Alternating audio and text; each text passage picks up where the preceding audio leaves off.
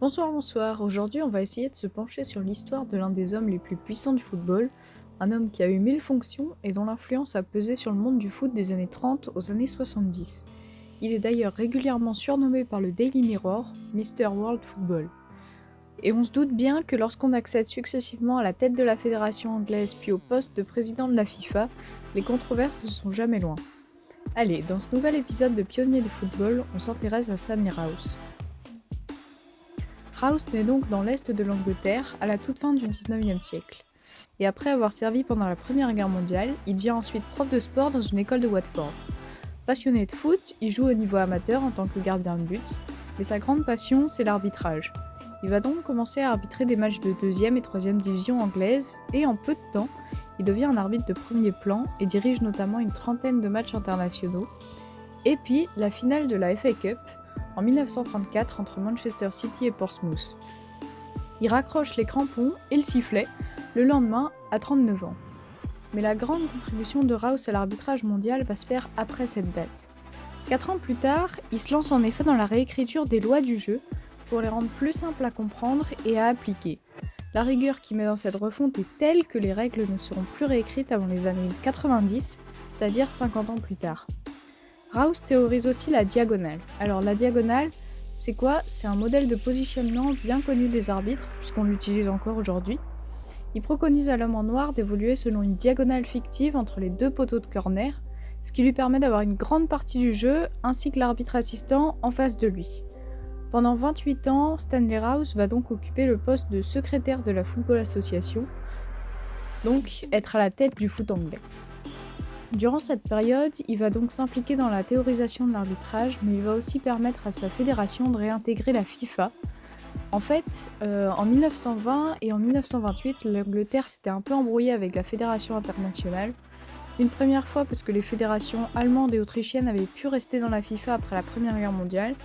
Et 4 ans après ce premier conflit, ils sont réintégrés, mais nouvelle discorde en 1928, cette fois c'était à propos du statut d'amateur et par rapport à l'organisation du premier mondial.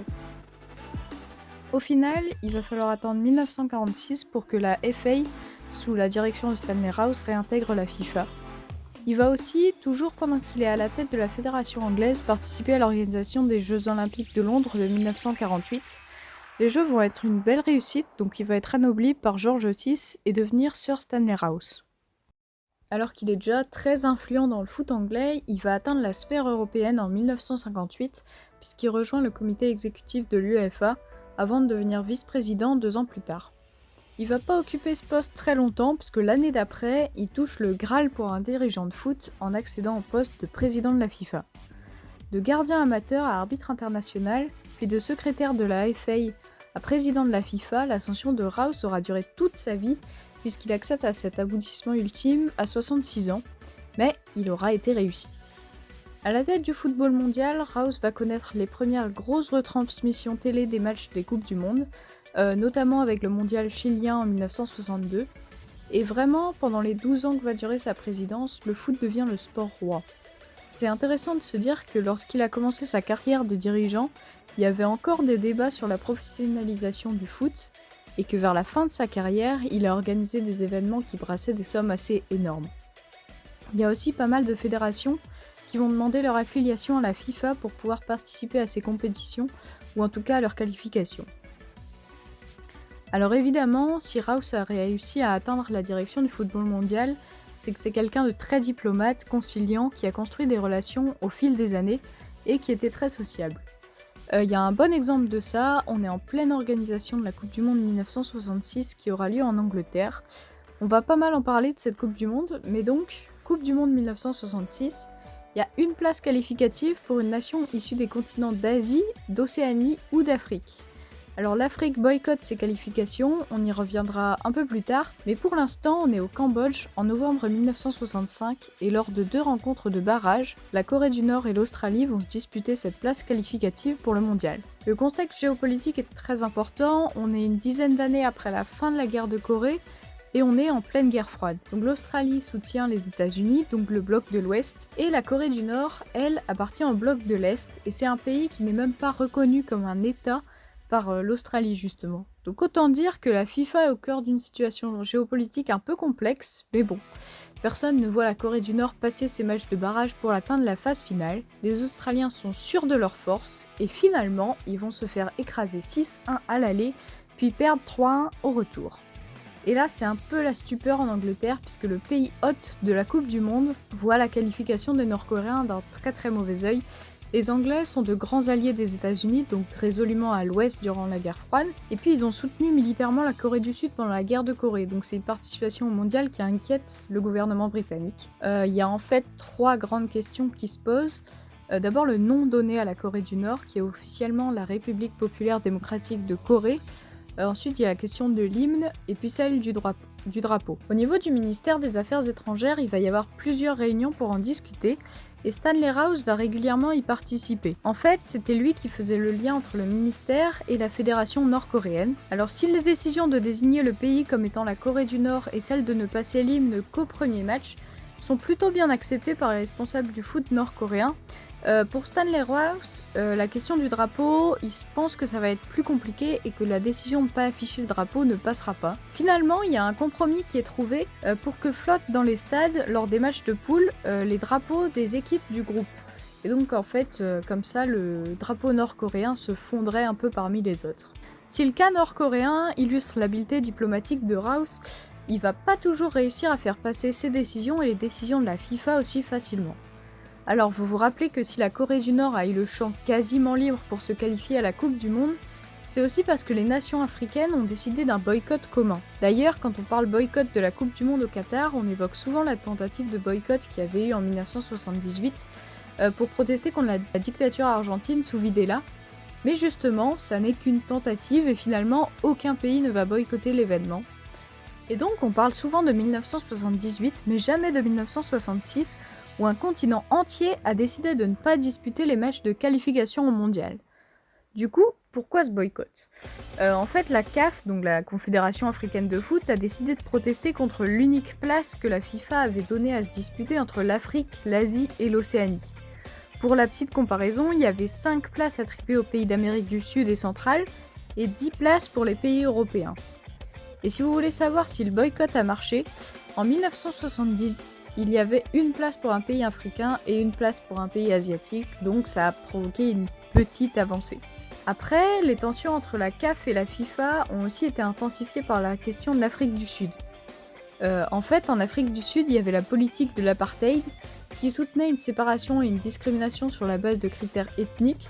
La population est séparée en 4 groupes principaux, les blancs, les indiens, les métis et les noirs, et géographiquement, ils n'ont pas le droit de se mélanger. C'est la même chose pour le foot, il y a en fait 2 fédérations, 2 équipes nationales et interdiction toujours de se mélanger.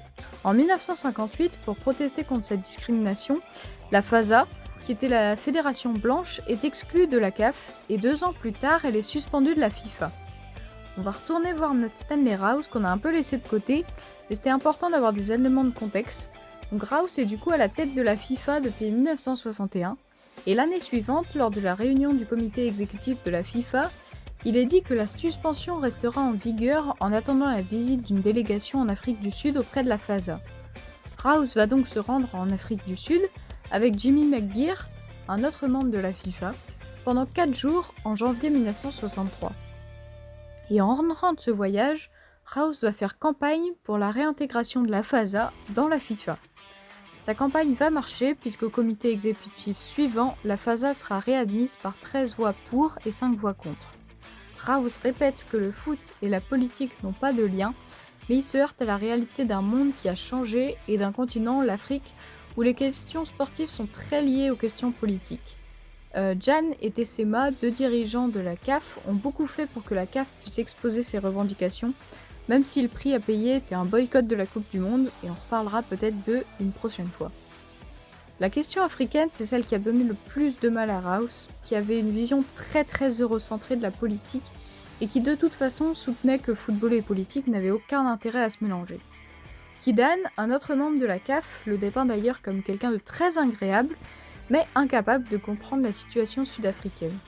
Il dit de Rous, il était très gentil et très sociable avec tout le monde. Le seul problème, c'était quand il s'agissait de l'Afrique du Sud. Il serait intéressant de savoir sur quel continent Rous fait le plus débat.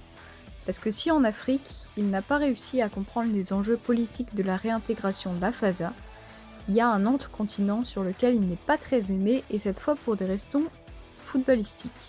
Ce continent, c'est l'Amérique du Sud, et ce qu'il reproche à Rous, c'est un léger favoritisme pour l'Angleterre pendant la Coupe du Monde 1966. Du coup, je vous fais une liste de faits qu'il faut quand même nuancer, en sachant que la FIFA organisait le tournoi, mais que ce n'était pas Rous qui faisait tout le boulot.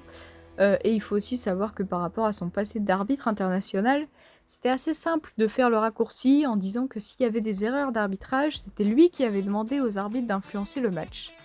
Bon, en sachant ça, c'est parti pour la liste. Il y a d'abord la blessure de Pelé lors du match Brésil-Portugal sur un tacle d'un défenseur portugais qui ne sera même pas averti.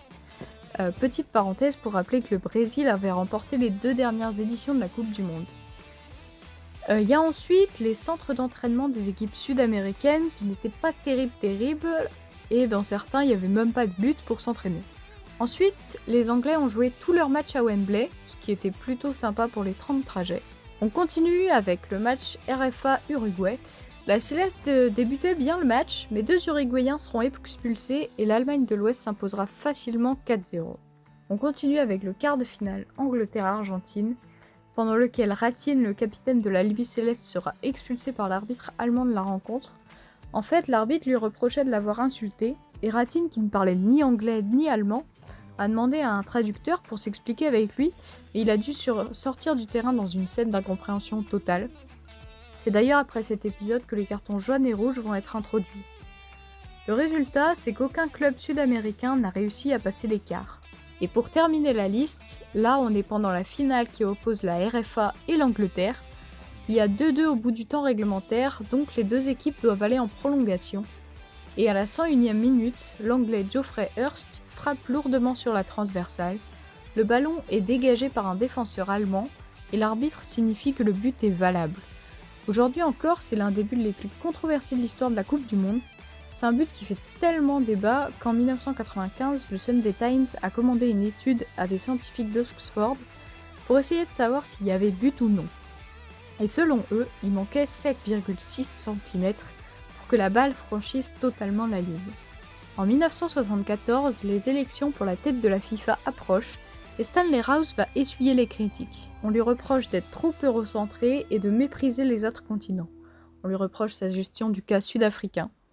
Il va finalement perdre cette élection qui verra João Havelange, un Brésilien, lui succéder et permettre au football de se développer un peu plus à travers le monde. 3 semaines avant le vote, il lançait dans un élan désespéré « Votez pour moi car c'est l'Europe contre l'Amérique du Sud et nous voulons que l'Europe conserve le leadership du football ». Les Sud-Américains tenaient leur revanche, eux qu'une phrase faisait sourire jaune quelques années plus tôt. La FIFA est dirigée par 3 personnes, Sir, Stanley et Rous. Voilà, l'histoire très résumée de Stanley Rous qui aura réussi à se hisser au plus haut de la direction du foot mondial après avoir commencé en tant que joueur amateur. Un homme plutôt controversé mais qui restera un grand théoricien de son sport et dont l'apport à l'arbitrage persiste encore aujourd'hui.